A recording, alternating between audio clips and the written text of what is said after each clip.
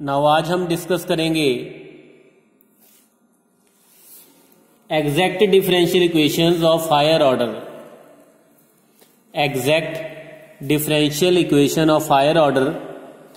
इससे पहले भी हमने एग्जैक्ट डिफरेंशियल इक्वेशन की थी, लेकिन वो की थी exact differential equation of first order and first degree. Degree भी, ऑर्डर भी वन था और डिग्री भी वन थी। जो हमने की थी कि M D X plus N D Y is equal to 0।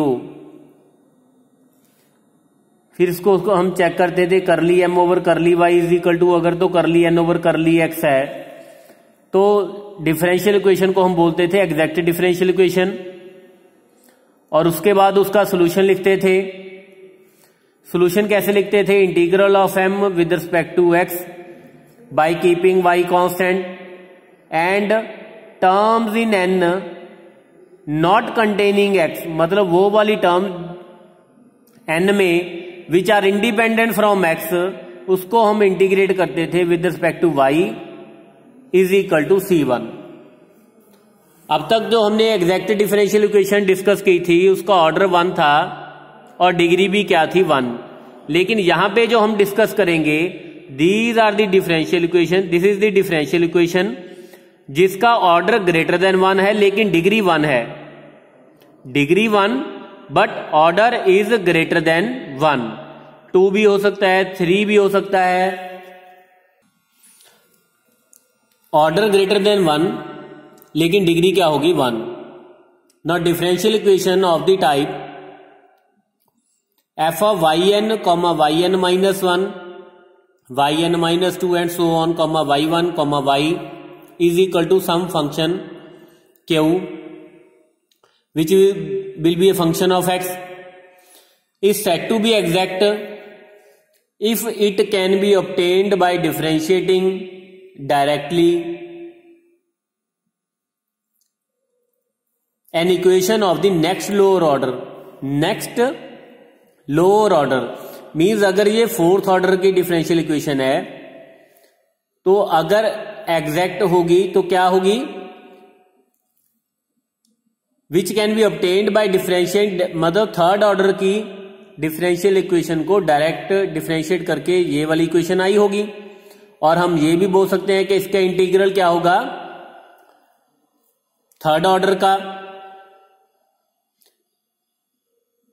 जैसा कि हम बोलते थे कि अगर ये वाली इक्वेशन एग्जैक्ट इक्वेशन है, if m dx plus n dy is equal to derivative of something u, u क्या था? Function of x। सिमिलरली अगर ये इक्वेशन एग्जैक्ट है तो ये क्या होगी थर्ड ऑर्डर का। अगर ये nth ऑर्डर की है तो n माइनस 1th ऑर्डर की डिफरेंशियल इक्वेशन को डिफरेंशिएट करके ये वाली इक्वेशन आई होगी। मीन्स इसका जो इंटीग्रल आएगा वो क्या आएगा? n माइनस 1th ऑर्डर का डेरिवेटिव आएगा, उसको इंटीग्रेट करेंगे। अब इसको सॉल्व कैसे करना है? पहले एक जनरलाइजेशन करते हैं, उसके बाद एक मैं इसकी एग्जांपल लेके भी करूंगा। बाकी क्वेश्चंस तो हमने सॉल्व करने ही हैं।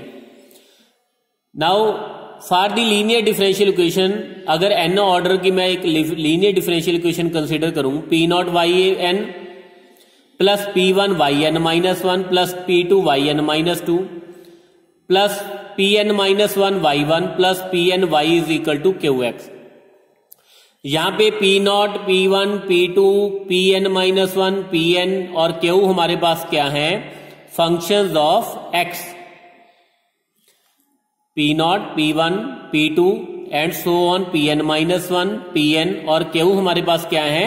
Functions of X. अब कैसे पता चलेगा ये एग्जैक्ट डिफरेंशियल इक्वेशन है या नहीं है? तो जैसे हम सिंथेटिक डिवीजन में करते थे तो सबसे पहले हम क्या करेंगे? पी नॉट, पी वन जो जहां पे कोएफिशिएंट्स आ रहे हैं, P naught, P one, P two, P N लिखेंगे। अब उसको ऑपरेट करेंगे किसके साथ? माइनस डी के साथ। D means derivative with respect to X, जो भी यहां पे इंडिपेंडेंट वेरिएबल होगा। माइनस डी के साथ ऑपरेट किया।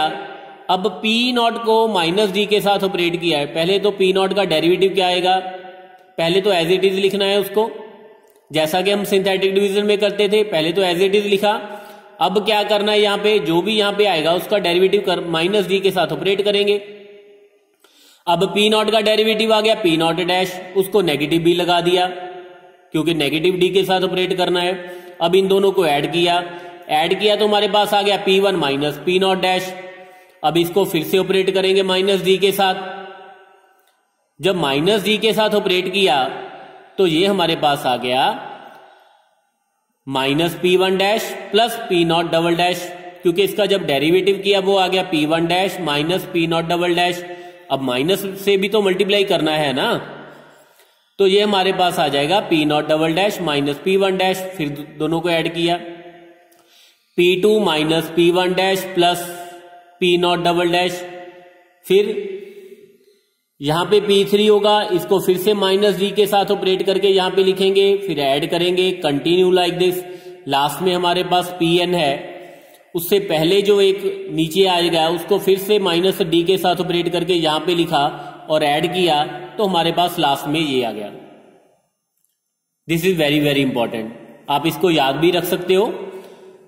अब अगर इक्वेशन एग्जैक्ट डिफरेंशियल इक्वेशन होगी तो ये वाला जो कोएफिशिएंट जैसे सिंथेटिक डिवीजन में आता था कि अगर फॉर एग्जांपल 2 रूट है तो ये वाला पार्ट हमारे पास आता था लास्ट में 0। तो ये वाला पार्ट अगर 0 होगा तो जो गिवन डिफरेंशियल इक्वेशन है हमारे पास क्या आएगी, एग्जैक्ट डिफरेंशियल इक्वेशन। और उसके बाद करना क्या है, एग्जैक्ट तो आ गई, हमें ये तो पता चल गया कि वो एग्जैक्ट है। अब उसके बाद क्या करना है, उसके बाद कैसे लिखना है। अब यहां से आपने इक्वेशन पिक करनी, नई इक्वेशन बनानी है नेक्स्ट लोअर ऑर्डर की। नेक्स्ट लोअर ऑर्डर की आपने यहां से एक नई डिफरेंशियल इक्वेशन बनानी है। ये हमारे पास इक्वेशन थी nth ऑर्डर की। अब यहां से इक्वेशन जैसे सिंथेटिक डिवीजन में बनाते थे सेम प्रोसीजर यहां पे है। P naught Y N minus one, यहां पे पी नॉट वाई एन था और यहां पे क्या आएगा Y N minus one. P naught Y N minus one, this into Y N minus two, क्योंकि इसके बाद अब आपने डेरिवेटिव क्या है, ऑर्डर क्या करना है, डिक्रीज करी जाना है एक एक। फिर this into Y N minus three and so on. अब ये वाला पार्ट तो 0 है, लेकिन इससे पहले जो वाला पार्ट आएगा लास्ट में, ये वाला मैंने ये वाला पार्ट यहां पे लिखा जो इससे पहले आएगा, क्योंकि ये तो 0 होगा।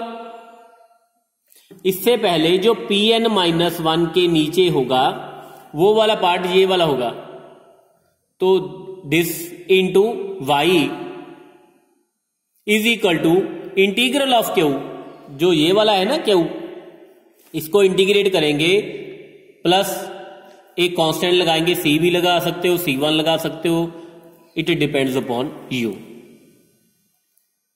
नाउ इसकी एक एग्जांपल कंसिडर कर रहा हूं। ये तो nth ऑर्डर की थी, थोड़ी सी लेंथी होगी, आपको थोड़ी सी कम आर्टिकल समझ आया होगा। अब इसको कैसे करना है उसके लिए मैं एक एग्जांपल कंसिडर कर रहा हूं। यहां पे मैंने थर्ड ऑर्डर की एक लीनियर डिफरेंशियल इक्वेशन कंसिडर की। पी नॉट वाई थ्री, जैसे यहां पे था P naught Y N, means मैंने एन की वैल्यू कंसिडर की 3, plus P one Y two plus P2y1 plus P3y is equal to Q. अब सबसे पहले कोएफिशिएंट लिखने हैं, P0, P1, P2, P3 यहां पे लिखे। अब उसको माइनस डी के साथ सिंथेटिक डिवीजन में करना है, ऑपरेट करना है। पहले तो P0 एज इट इज लिखा, फिर इसका डेरिवेटिव भी किया और नेगेटिव भी किया, माइनस डी के साथ ऑपरेट किया तो ये आ गया माइनस P0 डैश। दोनों को ऐड किया P1 माइनस P0 डैश। फिर अब इसको ऑपरेट किया माइनस डी के साथ, ये हमारे पास आ गया minus P1 dash plus P0 double dash. दोनों को ऐड किया P2 minus P1 dash plus P0 double dash. इसको माइनस डी के साथ ऑपरेट किया, ये हमारे पास आ गया minus P2 dash plus P1 double dash minus P0 triple dash. दोनों को ऐड किया, दोनों को ऐड करेंगे, अगर ये इक्वेशन एग्जैक्ट है तो ये हमारे पास 0 आ जाएगा। जैसे यहां पे था कि अगर इक्वेशन एग्जैक्ट होगी तो ये 0 आएगा, अगर ये 0 नहीं आ रहा तो इट मीन्स इक्वेशन आपकी एग्जैक्ट डिफरेंशियल इक्वेशन नहीं है। फिर उस पर हम ये वाला प्रोसीजर नहीं लगा सकते, फिर उसके लिए हमें इंटीग्रेटिंग फैक्टर ट्राई करना पड़ेगा। ओके, तो अब ये वाला पार्ट तो 0 होगा क्योंकि अगर इक्वेशन एग्जैक्ट है। अब फर्स्ट इंटीग्रल कैसे लिखना है, तो फर्स्ट स्टेप क्या आएगा उसके बाद, पी नॉट, अब नेक्स्ट लोअर ऑर्डर का, क्योंकि ये थर्ड ऑर्डर की डिफरेंशियल इक्वेशन थी तो नेक्स्ट लोअर ऑर्डर से स्टार्ट करना है। P naught y2 plus this into y1 plus this into y is equal to Q का इंटीग्रल प्लस C1। ओके, अब इसको इंटीग्रेट करेंगे, यहां पे कुछ ना कुछ आ जाएगा। Suppose this is Q1। अब फिर से ये इक्वेशन एग्जैक्ट है या नहीं है उसको फिर से चेक करेंगे।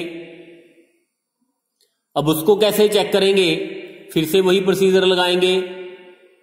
ये जो कोएफिशिएंट है इसको यहां पे पी नॉट लिखा। अब ये जो Q1 है हमारे पास, Q1 इंटू y1, Q1 को ऐसे लिखा, ये Q2 इसको यहां पे लिख लिया। अब फिर से इसको माइनस डी के साथ ऑपरेट करेंगे। पी नॉट को एज इट इज लिखेंगे फर्स्ट को, अब इसको माइनस डी के साथ ऑपरेट किया, minus P not dash add किया, फिर इसको माइनस डी के साथ ऑपरेट किया, ये वाला पार्ट हमारे पास आ गया। अब इन दोनों को ऐड किया तो ये तो अगर इक्वेशन, ये वाली इक्वेशन एग्जैक्ट है तो ये वाला पार्ट 0 होगा।